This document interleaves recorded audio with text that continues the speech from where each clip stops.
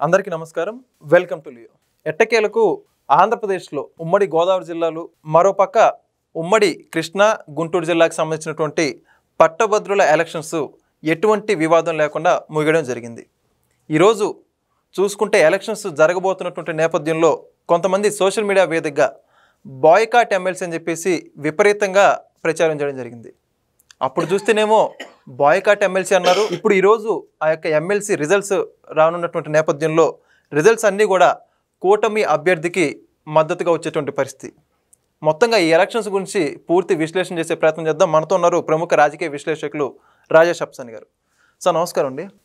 Sir చూసుకుంటే ప్రస్తుత TDP అంటే కూటమి ప్రభుత్వానికి సంబంధించి అప్పుడు అధికార పక్షంలో లేనటువంటి తరుణంలో కూడా రాష్ట్ర వ్యాప్తంగా 3 పట్టభద్రుల గ్రాడ్యుయేట్ స్థానాలను కూడా యునానిమస్గా గెలుచుకున్నటువంటి పరిస్థితి. అప్పుడు చూసుకుంటే జగన్మోహన్ రెడ్డి ప్రభుత్వం అధికారంలో ఉన్నప్పటికీ కూడా ఈ యొక్క గెలుపుతో తెలుగుదేశం పార్టీ జగన్మోహన్ రెడ్డికి హెచ్చరికలు జారీ చేసిన అనే విధంగా రాష్ట్ర వ్యాప్తంగా ఒక సునామీనే చెప్పుకోవాలి. ఇప్పుడు చూసుకుంటే కూటమి ప్రభుత్వం అధికారంలోకి వచ్చింది. గ్రాడ్యుయేట్ ఎలక్షన్ జరగబోతున్నట్టు కొద్ది రోజుల ముందు నుంచి బాయ్కాట్ ఎమ్మెల్సీ అని చెప్పేసి సోషల్ మీడియాగా సోషల్ మీడియా వేదిక చూసుకుని ఇదే తెగ వైరల్ చేశారు. కానీ ఈరోజు ఎలక్షన్స్ సుజావుగా ముగిసిపోయాయి. రిజల్ట్స్ కూడా రానున్నటువంటి నేపథ్యంలో కూటమి అభ్యర్థి గెలుస్తారని చెప్పేసి అనేక మంది అనుకున్నటువంటి పరిస్థితి. మొత్తంగా ఎందుకు బాయ్కాట్ అన్నారు, రిజల్ట్స్ చూస్తే ఎలా వస్తున్నాయి, ఎలక్షన్స్ గురించి జరిగిన తీరు గురించి మీరేమంటారు? వాస్తవంగా ఈ బాయ్కాట్ ఎమ్మెల్సీ ఎలక్షన్ అనే ఈ స్లోగను ఒక ఎమోషన్లో నుంచి తమ సొంత పార్టీ మీదే అలకతో ఇచ్చిన స్లోగన్గానే నేను చూస్తాను. ఓకే, అంటే ప్రధానంగా దానికి దోహదం చేసిన అంశం వచ్చేటప్పటికి జీవీ రెడ్డి నిజాయితీతో చిత్తశుద్ధితో ఫైబర్ నెట్లో ప్రక్షాళన కోసం తాను చేస్తున్న ప్రయత్నానికి అనుగుణంగా అధికార వ్యవస్థ సహకరించినప్పుడు ఆ అధికార వ్యవస్థని కట్టడి చేయటంలో ప్రభుత్వం ఫెయిల్ అయింది. కాబట్టే జీవీ రెడ్డి వాళ్ళ తన పదవికి పార్టీకి రాజీనామా చేయాల్సి వచ్చింది అనే ఒక ధర్మాగ్రహంలో నుంచి ఆ విధమైన స్లోగన్ వచ్చింది. ఎందుకంటే ఆ స్లోగను ప్రధానంగా పోస్ట్ చేసిన వాళ్ళు, ఆ స్లోగన్కి మద్దతు తెలిపిన వాళ్ళు గత కొన్ని సంవత్సరాలుగా సోషల్ మీడియాలో నాతో కూడా చాలామంది అందులో అటాచ్డ్గా ఉన్నారు. కాబట్టి నాకున్న స్పష్టమైన అవగాహన మేరకు అర్ధరాత్రి నిద్రలేపి వాళ్ళని లేపి అడిగినా వాళ్ళ నోటి నుంచి వచ్చేది తెలుగుదేశం పార్టీ అనే, మా నాయకుడు చంద్రబాబు నాయుడు గారు అనే. ఓకే, అలాగే 1 లక్ష రూపాయలు తీసుకెళ్ళి వాళ్ళ ముందు పెట్టి ఈ 1,00,000 తీసుకొని నువ్వు వైసీపీకి ఓటేయమన్నా కూడా ఏదైనా ఒక 5%, 10% ఈల్డ్ అయ్యే వాళ్ళు ఉంటారేమో, డబ్బుకి ప్రలోభపడేవాళ్ళు తప్ప ఎక్కువ పర్సెంట్ కమిటెడ్ తెలుగుదేశం కార్యకర్తలే వాళ్ళు. కాబట్టి ఈ విధమైన క్యాంపెయిన్ చెయ్యటం వెనక ప్రధానంగా పనిచేసింది ఎమోషన్. అయితే ఇక్కడ ఎమోషనల్గా అయినా సరే ప్రభుత్వం పార్టీ ఒక ఎన్నికల ముందున్నప్పుడు ఈ విధమైన ప్రచారం చెయ్యటం అసంబద్ధం అనేది నా వర్షన్. ఇంకో రూపంగా నాయకత్వానికి మీ నిరసన తెలియజేయచ్చు. కానీ పార్టీ అభ్యర్థులు పోటీ చేస్తున్న సందర్భంలో ఓటింగ్ని బహిష్కరించడం ద్వారా అంతిమంగా ఎవరికి ఆస్కారం కలిగిస్తారు? పార్టీ అభ్యర్థిని బలహీనపరచడం ద్వారా ప్రత్యర్థులకు కదా ఆస్కారం కలిగించేది. ఖచ్చితంగా అది క్షేమకరం కాదు. మనకి ఒక నానుడు ఉంది, మనలో మనకి ఘర్షణ పడేటప్పుడు 100 మంది కౌరవులు 5 పాండవులు, కానీ బయట వారితో ఘర్షణ పడాల్సిన పరిస్థితి వచ్చినప్పుడు కౌరవులు పాండవులు కలిపి 105 మంది అంటారు. ఓకే, తెలుగుదేశం పార్టీలో విదిన్ ద పార్టీ నాయకత్వంతో తమ ప్రొటెస్ట్ తెలియజేయడానికో తమ నిరసన తెలియజేయడానికో ప్రతి ఒక్కరికి ఆ హక్కు ఉంది, ఆ భావప్రకటన స్వేచ్ఛ ఉంది. కానీ అది ప్రత్యర్థులకు ఆస్కారం కలిగించే స్థాయిలో మాత్రం ఉండకూడదు. ఇక్కడ గమనించుకుంటే ఎజెండా ప్రభుత్వానికి ఉంది, కార్యకర్తల ఆలోచన ప్రభుత్వ ఎజెండా కన్నా కొంత భిన్నంగా ఉందనేది వాస్తవం. 5 సంవత్సరాల జగన్మోహన్ రెడ్డి గారి పాలనా హయాంలో శ్రేణులు ఎదుర్కొన్న అవమానాలు, దాడులు, దౌర్జన్యాలు, భావప్రకటన స్వేచ్ఛను అణిచివేసిన తీరు, కేసులు నమోదు చేయటం, కొంతమందిని మీద జరిగిన కస్టోడియల్ టార్చరు, ఇంకొంతమందికి ఎదురైన జైలు అనుభవాలు, ఆర్థిక మూలాలు దెబ్బతినటం, కుటుంబంలో ఉన్న మహిళల వ్యక్తిత్వ హననానికి పాల్పడుతూ ఉంటాం, వీటన్నిటి నేపథ్యంలో సహజంగానే శ్రేణుల్లో ఒక రకమైన భావోద్వేగాలు ఉన్నాయి. ఈరోజు మీ చేతులు అధికారం ఉందని కదా ఇంతగా రెచ్చిపోతున్నారు, రేపు మాకు అధికారం వస్తుంది, వచ్చిన రోజు మేము మా తడగా చూపిస్తామని చెప్పని ఎవరైనా అనుకుంటారు. అది అలాగే తెలుగుదేశం శ్రేణులు కూడా అలా ఆశించడాన్ని ఏ స్టేజ్లో కూడా తప్పట్టాల్సిన అవసరం లేదు. అయితే ఇక్కడ గమనించుకోవాల్సింది ఏంటంటే ప్రభుత్వ ఆలోచన వేరు. ప్రభుత్వం అంటే ఎన్డీఏ కూటమి ముఖ్యంగా 2024 మే 13 జరిగిన ఎన్నికల్లో ఇంతటి ఘన విజయం దక్కించుకోవడానికి చాలా ఫ్యాక్టర్స్ దోహదం చేసినాయి. అందులో ప్రధానంగా తెలుగుదేశం పార్టీ శ్రేణుల ఫైటింగ్ స్పిరిట్ అనేది ఒక కారణం. చంద్రబాబు నాయుడు గారి ఆ అరెస్టు నేపథ్యంలో శ్రేణుల్లో పెరిగిన భావోద్వేగాలు, ఎలా అయినా సరే జగన్మోహన్ రెడ్డిని ఓడించి తీరాల్సిందే, ఇక జగన్మోహన్ రెడ్డి ప్రభుత్వాన్ని ఒక్క క్షణం కూడా టాలరేట్ చేయలేము అని చెప్పని పెరిగిన ఉద్విగ్నత, వీటన్నిటి నేపథ్యంలో ఎన్నికలు జరిగాయి. కానీ వీటికి తోడు ఆ గెలుపుకి దోహదం చేసిన కీలకమైన అంశాలు ఇంకా చాలా ఉన్నాయి. ప్రధానంగా జగన్మోహన్ రెడ్డి గారి గెలుపుకి 2019లో కీలకంగా దోహదం చేసింది రాష్ట్రంలో ఉన్న యువత. ఆ రోజు చంద్రబాబు నాయుడు గారి కన్నా జగన్మోహన్ రెడ్డి గారు ఒక 22 సంవత్సరాల వయసులో చిన్నవాడయ్యి ఉంటాం. జగన్మోహన్ రెడ్డి గారు స్ట్రాటజికల్గా చంద్రబాబు నాయుడు గారిని బోన్లో నిలబెడుతూ చంద్రబాబు నాయుడు గారు ప్రత్యేక హోదా సాధించడంలో ఫెయిల్ అయ్యారు, నాకు మెజార్టీ ఎంపీ స్థానాలు ఇవ్వండి, నేను కేంద్రంలో అధికారంలో ఎవరున్నా వాళ్ళ మెడలోంచి ప్రత్యేక హోదా సాధిస్తా, ప్రత్యేక హోదా ముగిసిన అధ్యాయం అని చెప్పని చంద్రబాబు నాయుడు చెప్తున్నారు. కానీ అది ముగిసిన అధ్యాయం కాదు. ప్రత్యేక హోదా కనుక సాధించిన పక్షంలో 13 జిల్లాలని 13 హైదరాబాద్కి అభివృద్ధి చేయడానికి ఆస్కారం ఉంది. ప్రపంచవ్యాప్తంగా ఉన్న పెట్టుబడిదారులందరినీ రప్పించడానికి ఆస్కారం ఉంది. వలసలు లేని ఉపాధి కల్పించడానికి ఆస్కారం ఉంది. 2,32,000 ప్రభుత్వ ఉద్యోగాలు ఉన్నాయి, వాటిని భర్తీ చేస్తా, మెగా డిఎస్సి కండక్ట్ చేస్తా అనే రకరకాల వాగ్దానాలతోటి యువతకి ఒక రంగుల ప్రపంచాన్ని చూపించాడు. ఆ ప్రభావంతో యువత ప్రధానంగా జగన్మోహన్ రెడ్డి వెనక ర్యాలీ అయ్యారు. కానీ వాస్తవ రూపంగా ఒకసారి అధికారం దక్కిన తర్వాత ప్రత్యేక హోదా సాధన ఎటుపోయిందో తెలియదు, జాబ్ క్యాలెండర్ ఎటుపోయిందో తెలియదు, మెగా డిఎస్సి ఎటుపోయిందో తెలియదు, పారిశ్రామిక పెట్టుబడులు ఎటుపోయినాయో తెలియదు, ఉన్న పరిశ్రమలను కూడా తరివేసిన స్థితి చూసాం మనం. ఇటువంటి స్థితిలో యువత ఒక నైరాశ్యంలో మునిగిపోయారు. మా భవిష్యత్ ఏంటి అనే ఒక అగమ్యగోచర స్థితిలో యువత మాదక ద్రవ్యాల బారిన పడతా ఉన్నారు, పెడదోరణలు పడతా ఉన్నారు. వాళ్ళని చూసి వాళ్ళ తల్లిదండ్రులు కూలిపోతూ ఉన్నారు.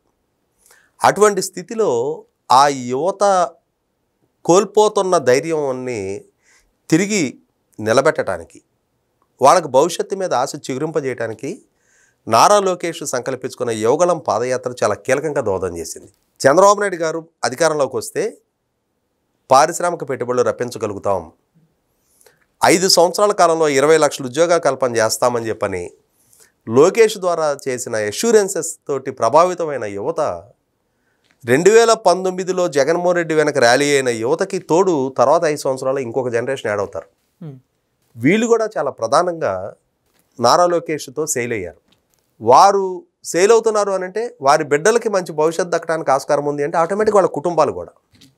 ఇవాళ 2019లో తెలుగుదేశం పార్టీ ఓడిన నాటి ఓట్లు 2024లో ఎన్డీఏ కూటమి గెలిచిన నాటి ఓట్లతో పోల్చి చూసుకున్నప్పుడు జగన్మోహన్ రెడ్డి కోల్పోయిన ఓట్లు ఎన్డీఏ కూటమికి యాడ్ అయిన ఓట్లు, వీటిని ఒకసారి మనం కంపేర్ చూస్తే ఒక్కొక్క వర్గం ఇలా యాడ్ అయ్యారు. ఒక్కొక్క చినుకు కలిసి ఒక మహాప్రవాహంగా మారినట్టుగా జగన్మోహన్ రెడ్డి గారి పాలనతోటి విసిగి వేసారిన ఎన్డీఏ కూటమి అధికారంలోకి వస్తే తప్ప మాకు భవిష్యత్తు లేదు అనుకున్న చాలా వర్గాలు ఎన్డీఏ కూటమి వెనక ర్యాలీ అయ్యారు.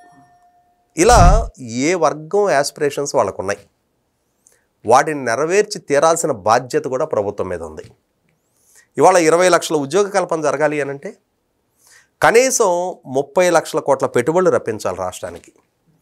30 లక్షల కోట్ల పెట్టుబడులు రప్పించాలి అని అంటే రాష్ట్రంలో ఇన్ఫ్రాస్ట్రక్చర్ బాగుండాలి, స్థిరమైన ప్రభుత్వం ఉండాలి, శాంతి భద్రతలు కాపాడబడుతూ ఉండాలి, హ్యూమన్ రిసోర్సెస్ ఉండాలి. మరి ఇవన్నీ ఉండాలి, ఉన్నప్పుడే రాష్ట్ర బ్రాండింగు కాపాడబడుతుంది. మనం చూసాం ఎన్డీఏ కూటమి ప్రభుత్వం పదవిబాధ్యతలు చేపట్టిన నెల రోజులకి జగన్మోహన్ రెడ్డి ఢిల్లీ వెళ్ళి అక్కడ నేషనల్ మీడియా ముందు అసలు జరగని 36 రాజకీయ హత్యలు జరిగినాయి అన్నాడు. 35 మంది ప్రభుత్వ వేధింపులు తాళలేక మా కార్యకర్తలు ఆత్మహత్యలు చేసుకున్నారన్నాడు. 300 హత్యాయత్నాలు జరిగినాయి అన్నాడు. 560 ప్రైవేట్ ఆస్తులు ధ్వంసని అన్నాడు. 490 ప్రభుత్వ ఆస్తులు ధ్వంసని అని చెప్పని రాష్ట్ర బ్రాండింగ్ని జాతీయ స్థాయిలో దెబ్బతీసే ప్రయత్నం చేశాడు. ఈ ప్రభుత్వాన్ని రద్దు చేసి నెల రోజుల క్రితం ఏర్పాటైన ప్రభుత్వాన్ని రద్దు చేసి రాష్ట్రపతి పాలన పెట్టాలి అన్నాడు. ఇవేమి జరగకుండానే అంతటి నెగిటివ్ క్యాంపెయినింగ్ చేసే ప్రతిపక్షం ఉంది మన దగ్గర. ఇటువంటి స్థితిలో రాష్ట్ర బ్రాండింగ్ కాపాడబడాలి అని అంటే ఖచ్చితంగా శాంతి భద్రతల స్థితిగతులు కాపాడబడాలి. Electricity, road infrastructure, port infrastructure, land availability, water availability, వీటికి తోడు నిపుణులైన మానవ వనరులు, వీటిని సమపాలనలో సమకూర్చుకొని ప్రభుత్వం పారిశ్రామిక పెట్టుబడులు రప్పించే ప్రాసెస్లో ఉన్నప్పుడు తెలుగుదేశం శ్రేణులు ఆశించినంతటి వేగంగా శాంతి భద్రతలకు విఘాతం కలిగే స్థితిలో ప్రభుత్వం కూడా యాక్ట్ చేయలేదు. ఖచ్చితంగా యాక్ట్ చేస్తుంది. ఎట్లా యాక్ట్ చేస్తుంది? సిస్టమేటిక్ వేలో. ఎలా అయితే ఇప్పుడు జోగి రాజీవ్ అరెస్ట్ అయ్యాడు, అతను ఏం తప్పు చేశాడు అనేది ప్రజల్లో చర్చనీయాంశమైంది. అతను అరెస్ట్ అయిన ఒక యంగ్స్టరు, అతను యుఎస్లో ఎంఎస్ చేసి వచ్చిన కుర్రాడు, ఇతను అరెస్ట్ చేశారా అని చెప్పని ఒక్కరి నుంచి కూడా సానుభూతి వ్యక్తం కాల. పిన్నెల రామకృష్ణారెడ్డి అరెస్ట్ అయ్యాడు, నందిగం సురేష్ అరెస్ట్ అయ్యాడు, బోర్గడ్డ అనిల్ అరెస్ట్ అయ్యాడు, వర్ర రవీందర్ రెడ్డి అరెస్ట్ అయ్యాడు, ఇవాళ వలభనేని వంశీ, పోసాన కృష్ణమురళి అరెస్ట్ అయ్యారు. వాళ్ళు ఏం తప్పు చేశారనేది ప్రజల్లో చర్చనీయాంశం చేసిన తర్వాత వాళ్ళు చేసిన తప్పుల్ని స్పష్టమైన సాక్ష్యాధారాలతోటి ఎస్టాబ్లిష్ చేస్తూ ప్రభుత్వం కేసులు నమోదు చేసిన నేపథ్యంలో ఇవాళ వారి పట్ల కనీస మాత్రం సానుభూతి కూడా సమాజంలో రావట్లా. ఇక్కడ గౌతమ్ రెడ్డి పరారీలో ఉన్నాడు, బ్రోరేజెస్ కార్పొరేషన్ వాసుదేవ్ రెడ్డి పరారీలో ఉన్నాడు, మైనింగ్ వెంకటరెడ్డి అతను బెయిల్ తెచ్చుకోవడం జరిగింది అరెస్ట్ అయ్యి. అంటే ఇక్కడ చాలామంది మీద కేసులు నమోదవుతున్నది కూడా వాస్తవమే, ఇంకా చాలామంది మీద నమోదు కావాల్సినది కూడా వాస్తవమే. అంటే జగన్మోహన్ రెడ్డి గారి పరిపాలనా హయాంలో అన్ని వందల తప్పులు జరిగినాయి.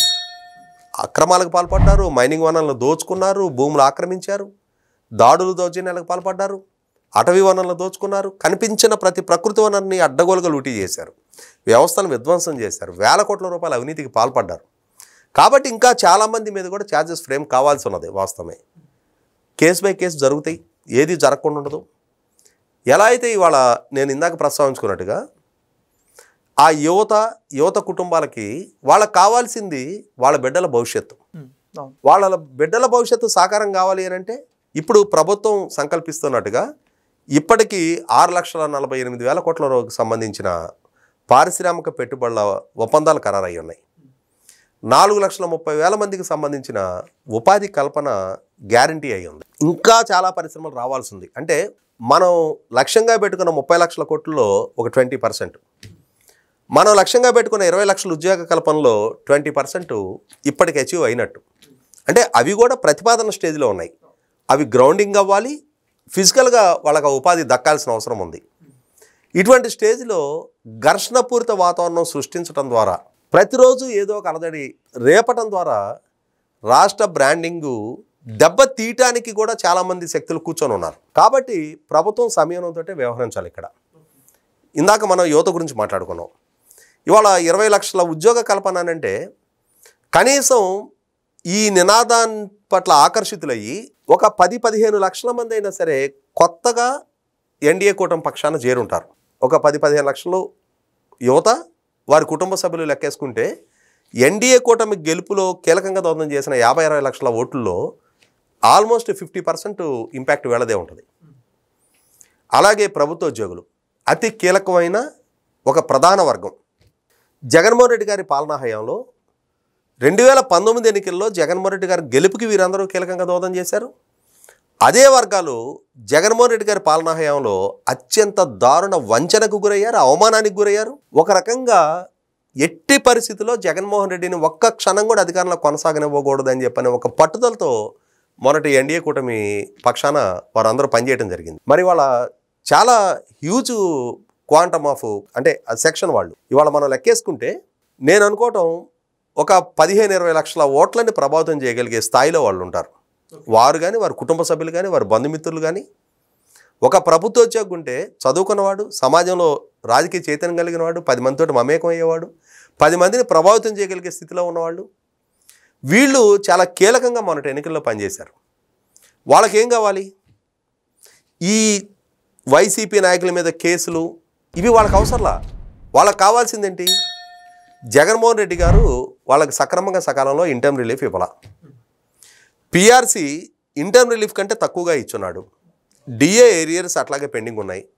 సరెండర్ లీవ్ ఎన్కాష్మెంట్ కూడా సక్రమంగా చెల్లించలేదు, రిటైర్మెంట్ బెనిఫిట్స్ కూడా సక్రమంగా ఇవ్వట్లేదు, వాళ్ళ హెచ్ఆర్ఏఎస్ ల్యాబ్లన్నీ కుదించబడ్డాయి. మరి ఇటువంటి సందర్భంలో ఎన్డీఏ కూటమి ప్రభుత్వం అధికారంలోకి రాగానే వారి డిఏ ఏరియర్స్ రిలీజ్ చేయాలని కోరుకుంటారు, వారి పిఆర్సీకి సంబంధించి పిఆర్సీ కమిషన్ అపాయింట్మెంట్ జరగాలని కోరుకుంటారు.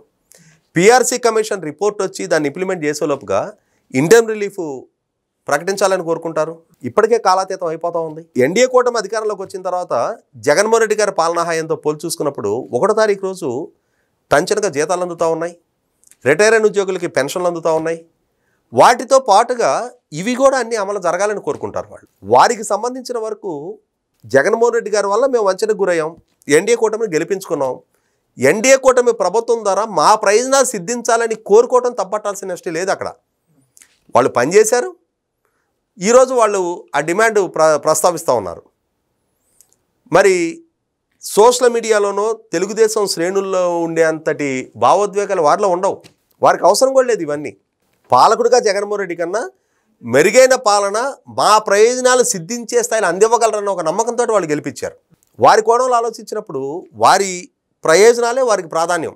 అలాగే జగన్మోహన్ రెడ్డి గారి పాలనా హయాంలో వంచనకు గురైన చాలా చిరుద్యోగులు ఉన్నారు. ఇవాళ సమాజంలో అత్యంత తక్కువ జీతానికి పనిచేసే సర్వశిక్ష అభియాన ఉద్యోగులు, ఆశా వర్కర్లు, విఆర్ఏలు, పారిశుద్ధ్య కార్మికులు, అంగన్వాడీ ఆయా టీచర్లు, వీళ్ళందరూ చాలా తక్కువ జీతానికి పనిచేసే ఉద్యోగస్తులు. ఇవాళ 40,000 మంది పైగా ఆశా వర్కర్లు ఉన్నారు రాష్ట్ర వ్యాప్తంగా. 40,000 ఇంటూ ఒక 4 అంటే ఒక్కొక్క ఆశా వర్కర్కి ఒక 4 కుటుంబ సభ్యులు ఉంటారు అనుకుంటే దాదాపుగా 1,60,000 1,70,000 ఓట్లను ప్రభావితం చేయగలిగే సంఖ్య. 1,05,000 మంది అంగన్వాడీ సిబ్బంది ఉన్నారు. అంటే ఒక 4-5 లక్షల ఓట్లను ప్రభావితం చేయగలిగే స్థాయి సంఖ్యాబలం వారిది. ఇలా నేను ఇందాకే ప్రస్తావించిన ఒక్కొక్క చినుకు కలిసి ఒక ప్రవాహం అయినట్టుగా జగన్మోహన్ రెడ్డి గారి పాలనా హయాంలో వంచనకు గురయ్యామనుకున్న ప్రతి చిరుద్యోగి, ప్రతి వర్గం కన్సాలిడేటెడ్గా ఎన్డీఏ కూటమి గెలుపుకి దోహదం చేశారు. ఆ గెలుపుకి దోహదం చేయడంలో వారి స్వార్థం ఉంది. ఇవాళ రాజకీయ పక్షాలు ఎన్నికల ముందు మేనిఫెస్టో విడుదల చేసి ఏం చెప్తారు? మేము ఈ సంక్షేమాన్ని అమలుపరుస్తాం, మేము ఈ అభివృద్ధి చేస్తాం, మీ ఈ డిమాండ్లను మేము పరిష్కరిస్తాం, ఇవే కదా చెప్పేది. కాబట్టి ఆ డిమాండ్ల సాధన కోసం ఎన్డీఏ పక్షాన్ని ఆశ్రయించడం తప్పట్టాల్సిన పని లేదు. That is the beauty of the democracy. ప్రజలు ప్రభుత్వం నుంచి వారి ఆకాంక్షలను నెరవేర్చుకోవాలని కోరుకోవడానికి తప్పట్లేము. కాబట్టి ఇక్కడ వారి ఆకాంక్షలను తీర్చాల్సిన బాధ్యత కూడా ప్రభుత్వం మీదే ఉంది. ప్రభుత్వం రీసెంట్గా అంగన్వాడీ సిబ్బందికి సంబంధించి గ్రాడ్యుటీ సౌకర్యాన్ని కల్పించింది. నిన్న ఆశా వర్కర్లకు సంబంధించిన గ్రాడ్యుటీ సౌకర్యాన్ని కల్పించింది. ఎప్పటి నుంచో వారి వైపు నుంచి ప్రతి ప్రభుత్వాన్ని అభ్యర్థిస్తున్న డిమాండ్ అది. మరి ఇప్పుడు ఈ ప్రభుత్వం దాన్ని సాకారం చేసింది ఎన్నికల ముందు చేసిన వాగ్దానానికి అనుగుణంగా. కాబట్టి ఇక్కడ నేను ఇందాక చెప్పినట్టుగా చిరుద్యోగులు, ప్రభుత్వోద్యోగులు, యువత, వీటన్నిటికన్నా కూడా ముఖ్యంగా జగన్మోహన్ రెడ్డి ద్వారా ప్రతిపాదించబడ్డ ల్యాండ్ టైటిలింగ్ యాక్ట్ ప్రతి కుటుంబ సభ్యుడి వెన్నులో వణుకు పుట్టించింది. ల్యాండ్ టైటిలింగ్ యాక్టే కనుక అమల్లోకి వస్తే ఎవరి ఆస్తికి భద్రత ఉండదు. వాస్తవంగా జగన్మోహన్ రెడ్డి గారి పాలనా హయాంలో రెవెన్యూలో పాల్పడ్డ అవకతవకల పర్యవసానం, రీసర్వేలో పాల్పడ్డ అవకతవకల పర్యవసానం ఇవాళ 3,80,000 రెవెన్యూ ఫిర్యాదులు రెవెన్యూ సదస్సులో నమోదై ఉన్నాయి. వీటికి తోడు ల్యాండ్ టైటిలింగ్ యాక్ట్ కానీ అమల్లోకి వచ్చున్నట్టయితే ఎవరి ఆస్తికి భద్రత ఉండేది కాదు. ఆ భయాందోళనలో ప్రజలు ఎక్కడెక్కడి నుంచి కూడా రాష్ట్రానికి తరలొచ్చి లక్షలాదిగా ఓట్లేయటం జరిగింది. వారి సొంత ఖర్చులతో ప్రభుత్వం రాజకీయ పక్షాల వైపు నుంచి ట్రాన్స్పోర్టేషన్ ప్రొవైడ్ చేసినా చేయకున్నా, స్థానిక అభ్యర్థులు స్పందించినా స్పందించకున్నా ఎవరికి వాళ్ళు ఇది మా నైతిక బాధ్యత అనుకుని తరలో చోట్లేశారు. ఎందుకంటే జగన్మోహన్ రెడ్డి ప్రభుత్వమే కనుక మళ్ళీ అధికారంలోకి వస్తే ఈ రాష్ట్ర భవిష్యత్ అగమగోచరంగా మారిపోవటమే కాదు, వ్యక్తులకు సంబంధించిన, కుటుంబాలకు సంబంధించిన ఆస్తులకు కూడా భద్రత ఉండదు అని చెప్పిన ఒక భయాందోళనతో వారికి ల్యాండ్ టైటిలింగ్ యాక్ట్ రద్దు చేసింది ప్రభుత్వం. నిశ్చింతగా ప్రశాంతంగా నిద్రపోగలుగుతున్నారు వాళ్ళ ప్రజలు. అదే సందర్భంలో రాష్ట్ర రాజధాని, ఇరిగేషన్ ప్రాజెక్టుల నిర్మాణం, రోడ్డు ఇన్ఫ్రాస్ట్రక్చరు తీర్చిదిద్దటం, భవిష్యత్తులో కరెంటు ధరలు పెంచము అని చెప్పిన అష్యూరెన్స్ ఇవ్వటం, స్టీల్ ప్లాంట్ ప్రైవేటైజేషన్ కాకుండా కాపాడుకోవటం, ఇవన్నీ కూడా ఒక్కొక్క సెక్షన్ ప్రభావితం చేసే నిర్ణయాలు. వీటి దిశగా ప్రభుత్వం ఆలోచిస్తుంది. వీరందరూ కలగలిసి కూటమికి ఆ గెలుపు దక్కించారు. ఇవాళ సోషల్ మీడియాలో ఉద్వేగపడే కార్యకర్తల కంట్రిబ్యూషన్ కూడా ఉంది, కాదన్న నేను. కానీ ఈ కంట్రిబ్యూషన్ ఒక్కటే పనిచేయలా. ఈ కంట్రిబ్యూషన్ కూడా గెలుపులో భాగస్వామే. కానీ ఇదొక్కటే గెలుపుకి కారణం కాదు. ఇవాళ ప్రభుత్వం ఏం చెయ్యాలి, ఏం చేయకూడదు, ఎప్పుడు ఏ నిర్ణయం చేయాలి, ఏ నిర్ణయం చేయకూడదు అని చెప్పని మనమే డిక్టేట్ చేయటం మొదలు పెడితే మరి ఇన్ని లక్షల మంది యాస్పిరేషన్స్ ప్రాతిపదికగా దక్కిన విజయం, ఇన్ని లక్షల మంది ఆశగా ఆర్తిగా ప్రభుత్వం చూస్తూ ఉన్నప్పుడు మరి వారి డిమాండ్లను కూడా పరిష్కరించి తీరాల్సిన బాధ్యత ఉన్న ప్రభుత్వం ఒక్క తొందరపాటు నిర్ణయం చేస్తే, రాష్ట్ర బ్రాండింగ్కి దెబ్బ తగిలితే, రాష్ట్రం వైపు పారిశ్రామిక పెట్టుబడులు రాకుండా ఉంటే ఆ రోజు ఏంటి పరిస్థితి? కాబట్టి ఇక్కడ ఖచ్చితంగా తప్పు చేసిన ఎవరిని ఉపేక్షించాల్సిన నెస్టీ లేదు. ఇక్కడ ఒక అంశం గుర్తు చేసుకోవాలి. జగన్మోహన్ రెడ్డి గారు ఆయన ముఖ్యమంత్రిగా బాధ్యతలు చేపట్టిన తర్వాత తన రాజకీయ ప్రత్యర్థుల్ని వెంటాడి వేధించాడు. కీలకమైన నాయకులు అచ్చెన్నాయుడు గారి స్థాయి నుంచి, కోన రవికుమార్ గారి స్థాయి నుంచి మొదలుపెట్టి ప్రతి జిల్లాలో సీనియర్ నాయకులను చాలామందిని తప్పుడు కేసులు పెట్టాడు, అరెస్ట్ చేశాడు, జైలుకి పంపించాడు. ఏంటి దానివల్ల సాధించింది? అచ్చెన్నాయుడు గారి మీద 350 కోట్ల రూపాయలు ఈఎస్ఐ మందులు కుంభకోణానికి పాల్పడ్డారు అని చెప్పని ఆరోపణ చేశారు, అరెస్ట్ చేశారు, 70 రోజులు జైల్లో ఉంచారు. ఆయనకి కరోనా కూడా సోకింది. ఆయన పైల్స్ ఆపరేషన్ చేయించుకుని ఉన్న ఆయన్ని బలవంతాన 650 కిలోమీటర్లు ప్రయాణం చేయించి తరలించుకొచ్చి శారీరకంగా మానసికంగా వేధించారు, ఆ కుటుంబాన్ని అవమానించారు. ఇంత చేసి ఏమి నిర్ధారించారు? ఆయన బెయిల్ పిటిషన్ ఫైల్ చేసుకుంటే ఆయన బెయిల్కి కౌంటరు ఏసీబీ ఏమనేసింది? అచ్చెన్నాయుడు గారికి ఆర్థిక ప్రయోజనాలు చేకూరిన సాక్ష్యాధారాలు మా దగ్గర లేవు అని చెప్పని. మరి సాక్ష్యాధారాలు లేకుండా ఆయన మీద కేసులు ఎందుకు పెట్టారు, ఎందుకు అరెస్ట్ చేశారు? అరెస్టు కాబడ్డ అచ్చెన్నాయుడు గారు ఇవాళ ప్రజల్లో హీరో అయ్యారు. అరెస్టు చేసిన జగన్మోహన్ రెడ్డి స్థితి ఏంటి ఇవాళ? అంటే ఇక్కడ ఇప్పుడు అరెస్టులు జరుగుతున్నాయి, ఏ ఒక్కరి మీద కనీసం మాత్రం సానుభూతి లేదు. ఆ రోజున అచ్చెన్నాయుడు గారి దగ్గర నుంచి చంద్రబాబు నాయుడు గారి దాకా సామాన్య కార్యకర్తలు, ఒక స్థాయి ఇన్ఫ్లుయెన్సర్సు, వీరందరినీ కూడా కేసుల పేరిట వేధింపులకు గురి చేసింది వాస్తవం. కానీ ఎవరైతే బాధితులు ఉన్నారో వారి పక్షాన్ని సమాజం నిలిచింది. ఇప్పుడు ఈ ప్రభుత్వం కూడా స్పష్టమైన సాక్ష్యాధారాలు సేకరించకుండా హడావుడిగా మన యాంగ్జైటీకి తగినంత వేగంగా ప్రభుత్వం కూడా స్పందించేసి రోజుకొకరిని అరెస్టులు చేసి కేసులు పెట్టి లోపల వేయటం వల్ల సాధించేదేంటి? అంతిమంగా వాళ్ళని కూడా హీరోలు చేయాలా? వారికి కూడా మళ్ళీ సానుభూతి పెరగాల? ఎవరిని హీరోలు చేయాల్సిన నెస్టీ లేదు, అలా అని ఎవరిని ఉపేక్షించాల్సిన నెస్టీ కూడా లేదు. తప్పనిసరిగా వారి మీద నమోదయ్యున్న ఆరోపణలకు సంబంధించిన సాక్ష్యాధారాలతోటి కేసులు నమోదు చేస్తారు. నాకున్న అవగాహన మేరకు చెప్తున్నా నేను, మొత్తం తెలుగుదేశం శ్రేణులకు కూడా చెప్తున్నా నేను, 100కి 100 పాళ్ళు మీ మనసుల్లో ఉన్న ప్రతి ఆకాంక్ష నెరవేరుతుంది. ఏ ఒక్కరిని ఉపేక్షించడం జరగదు, ఇంక్లూడింగ్ జగన్మోహన్ రెడ్డి, ఇంక్లూడింగ్ సాక్షి మీడియా, ఇంక్లూడింగ్ భారతీ సిమెంట్స్, ఏ ఒక్కరిని ఉపేక్షించడం జరగదు. కానీ సమయం అవసరం, ప్రతి దానికి సమయం సందర్భం వస్తుంది. స్పష్టమైన సాక్ష్యాధారాలతోటి ఎవరికి ముట్టాల్సింది వాళ్ళకి ముట్టి తీరుతుంది. ఈలోపు మీరు ఏరి కోరి ఎన్నుకున్న ప్రభుత్వాన్ని బలహీనపరిచే ప్రయత్నం ఎవరో కొంతమంది ఒక హిడెన్ అజెండాతోటి వారు లేవనెత్తే ప్రచార ప్రభావంలో అందరికందరూ పడద్దు. అంతిమంగా ప్రభుత్వం తన క్రెడిబిలిటీని కాపాడుకొని తీరాల్సిన బాధ్యత ఉంది. ఒక 2024 నుంచి 29 వరకు ఈ ప్రభుత్వం కొనసాగటం వల్ల రాష్ట్రం ముందున్న సవాళ్లు అధిగమించడం సాధ్యం కాదు.